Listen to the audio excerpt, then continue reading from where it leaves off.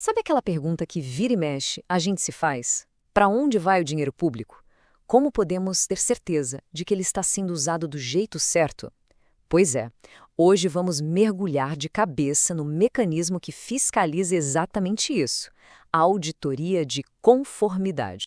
Essa é a pergunta de US$ 1 milhão, não é mesmo? Mas olha, a boa notícia é que existe sim um fiscal oficial para garantir que o governo jogue dentro das 4 linhas. E é sobre esse processo que vamos conversar hoje. Então, vamos lá. Para a gente entender como essa fiscalização funciona, precisamos começar pelo básico, por um princípio fundamental. Pensa assim: a base de tudo é a confiança. A sociedade confia os recursos públicos, o nosso dinheiro, na mão do governo. E, em troca, o que se espera? Transparência e responsabilidade. Basicamente, que eles prestem contas do que fazem. Isso é a essência do que a gente chama de boa governança.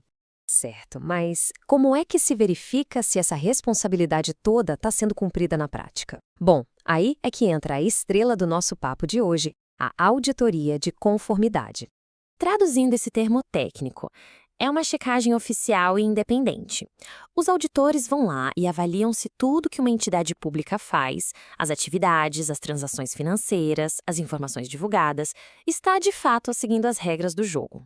E para ficar ainda mais fácil de visualizar, vamos usar uma analogia que todo mundo entende: um jogo de futebol. Imagina que a auditoria de conformidade é como se fosse uma partida importante. Tem árbitro, tem os jogadores e, claro, tem a torcida. E olha que legal como os papéis se encaixam direitinho. O auditor é o árbitro, claro, totalmente imparcial, de olho em cada lance para ver se não tem falta. A entidade do governo são os jogadores, o time em campo.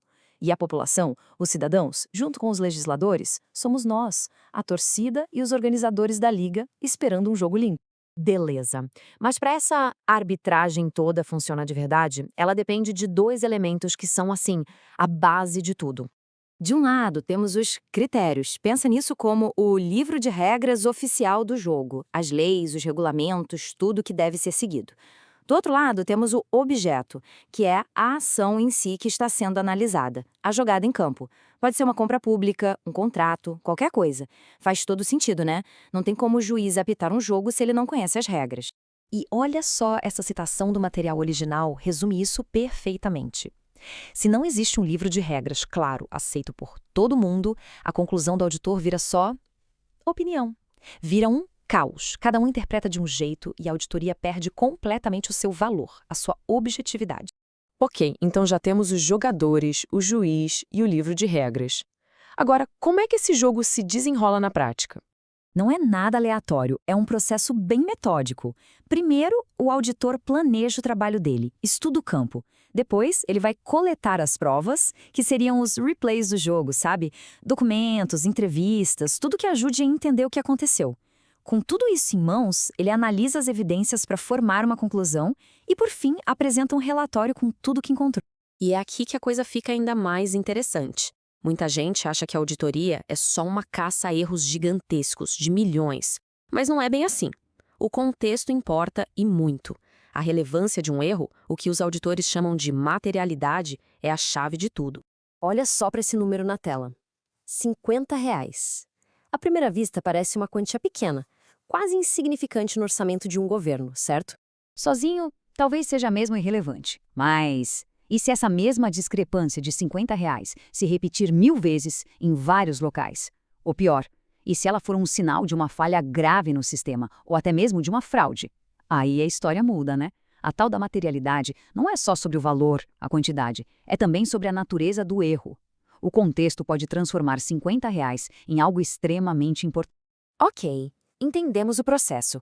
Mas a pergunta que não quer calar é, no fim das contas, por que isso tudo realmente importa para o nosso dia a dia?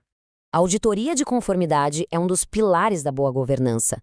É ela que joga luz sobre como o dinheiro está sendo gasto, promovendo a transparência. É ela que cobra a responsabilidade quando as coisas dão errado. No final, ela fortalece todo o sistema, ajuda a identificar falhas e, claro, é uma ferramenta poderosíssima no combate à fraude e à corrupção. No fim do dia, é tudo sobre isso.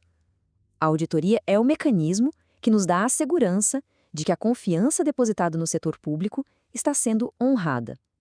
É a garantia de que o sistema está de fato funcionando dentro das regras. E para fechar, quero deixar uma provocação no ar. A gente viu que a auditoria garante que as regras sejam seguidas. Perfeito. Mas e quando o problema são as próprias regras?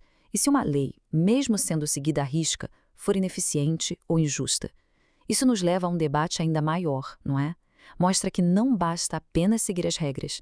É preciso, constantemente, questionar a qualidade delas. Fica aí a reflexão.